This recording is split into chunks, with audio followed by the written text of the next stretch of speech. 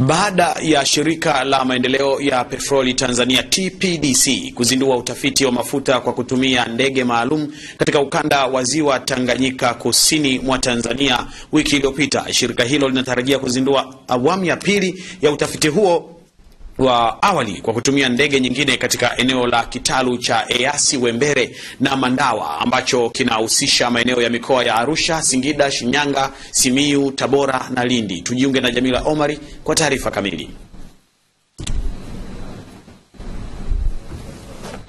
Baada ya ndege hiyo maalum kuwasili katika uwanja wa ndege wa kimataifa wa Kilimanjaro, mkurugenzi mtendaji wa shirika la maendeleo ya petroli nchini TPDC James Mataragio anasema utafiti huo utakaoanzia mkoani Arusha utafanyika kuanzia Novemba 23 hadi Januari mwaka 2016, shabaha ikiwa ni kupata taarifa zitakazoliwezesha shirika hilo kufanya tathmini ya awali na hatimaye kuainisha maeneo yanayoweza kuwa na mafuta.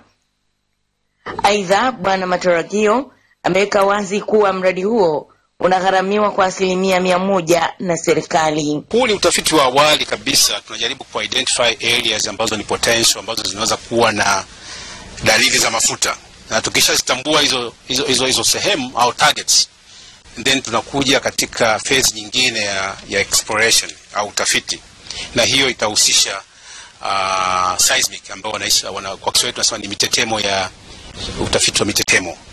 Sasa ile ndio itatuonyesha wapi tutafanya ile uchorongaji. Tuko wataalamu ambao tutakuwa kwenye hii crew ambayo itakayo kuwepo hapa kuhakikisha kwamba data tunazozipokea kutoka kwenye kampuni hii zina vigezo vyote ambavyo tunavihitaji kwa ajili ya utafiti huu. The AGG system is been operational for a number of years now. This is with the Basler aircraft. It's a newer installation for us. But we've done this type of survey for many years now. Lakini ni sababu gani za kitaalamu zilizolisukuma shirika hilo kutuma jopo la wataalamu wake watakaoshirikiana na wataalamu wenza kutoka Canada kuja kufanya utafiti katika maeneo haya? Hapa tuko katika ukanda wa bonde la Ufa. Bonde la Ufa linajulikana kwa kuwa na mafuta. Kwa hiyo tunafanya utafiti huu katika maeneo haya kwa kuzingatia kwamba katika maeneo mengine Kenya pamoja na Uganda wamegundua mafuta, na tunafikiri kwamba haya maeneo kwa upande wa Tanzania yanaweza kuwa na mafuta. Aidha, Bwana Mataragio hakusita kuzungumzia hali ya upatikanaji wa gesi asilia nchini na kuchelea kusema kuwa uzalishaji ni mkubwa kuliko matumizi ya gesi hiyo. Mpaka sasa hivi kwa ujumla tunaweza tukazalisha kiwango kwa ujumla futi za ujazo milioni 240 kwa siku, lakini matumizi yetu ni futi za ujazo milioni 140.